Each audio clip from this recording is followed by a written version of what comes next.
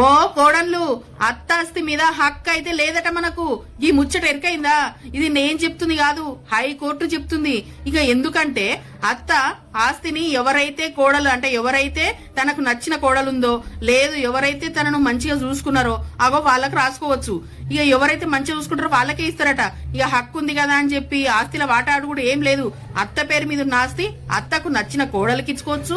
లేదనంటే అత్తకు ఎవరైతే సేవకీర్తి మంచిగా చేస్తారో అంటే మంచిగా చూసుకొని మంచిగా బుక్కడి అన్నం పెట్టి టైంకి ఇంత మందులు అన్ని ఇచ్చి చదువుతారో అగ వాళ్ళకే ఇచ్చే హక్కు ఉంటది. మరి ఎందుకైనా మంచిది ఇప్పటి నుంచి మంచిగా చూసుకున్నాడో కాకబట్టడో నేర్చుకోర్రి.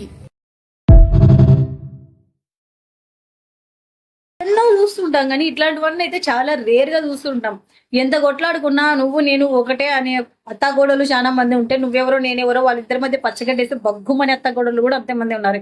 ఈ అత్తగోడల మ్యాటర్ ఎందుకు తీసుకొచ్చినానంటే ముందు పూర్తిగా వినండి, ఆ తర్వాత మీకు తెలుస్తుంది. ఇంతకు మ్యాటర్ ఏంటంటే అత్త ఇంటి పైన గాని ఆస్తి పైన గాని కోడలికైతే ఎటువంటి హక్కు ఉండదంట. ఇదైతే హైకోర్టులో తీర్పిచ్చారంట.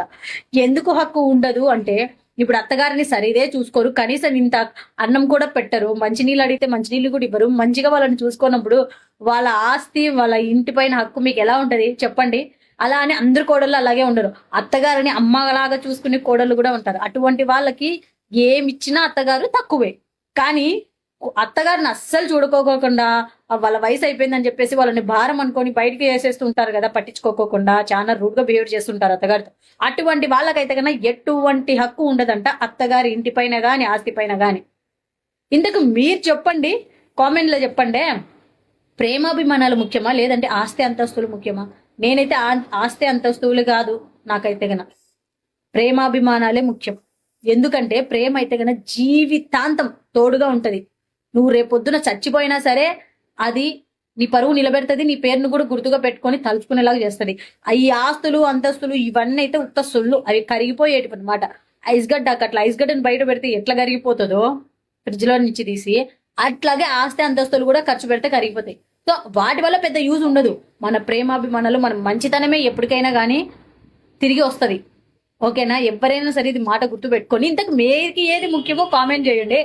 ఆస్తి అంతస్తు ముఖ్యమో ప్రేమాభిమానాలు ముఖ్యమో కామెంట్ చేయండి. ఎంతమందికి ప్రేమాభిమానాలు ముఖ్యమో నేను కూడా తెలుసుకోవాలనుకుంటున్నాను. ఓకే, నచ్చితే లైక్ చేయండి, నచ్చకపోతే స్కిప్ కొట్టేసి బాయ్. అట్లాగే సబ్స్క్రైబ్ కూడా చేసుకోండి.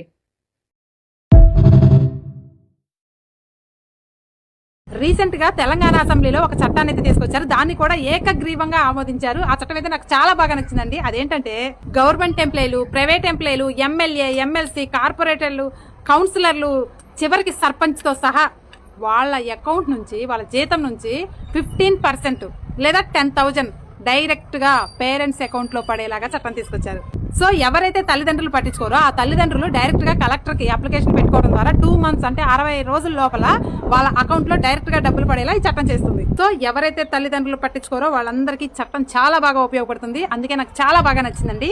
చాలా మంది తల్లిదండ్రులు పట్టించుకోకుండా చదువుకున్న మూర్ఖుల్లాగా చదువుకొని కూడా జాబులు చేస్తూ కూడా తల్లిదండ్రులు రోడ్లు పాలు చేసే వాళ్ళు చాలా మంది ఉన్నారు. ఎవరికి రోడ్ల మీద అడుక్కు తింటున్న వాళ్ళ దగ్గర కూడా డబ్బులు గుంజుకునే పిల్లలు కూడా చాలా మంది ఉన్నారని అంత దారుణంగా దిగజారిపోయారు. ఇంకొంతమంది అయితే తల్లిదండ్రుల ఆస్తుల కోసం వాళ్ళనే చంపేసినటువంటి దుర్మార్గులు కూడా ఉన్నారు. సో తల్లిదండ్రులను పట్టించుకొని పిల్లలకి ఇది ఒక మంచి గుణపాఠం లాగా ఉపయోగపడుతుంది. అందుకే నాకు ఈ చట్టం చాలా బాగా నచ్చింది. అందుకే దీన్ని మీతో షేర్ చేసుకుంటున్నాను. దీని మీద మీ యొక్క అభిప్రాయాన్ని నా కామెంట్ సెక్షన్ లో తెలియజేయండి.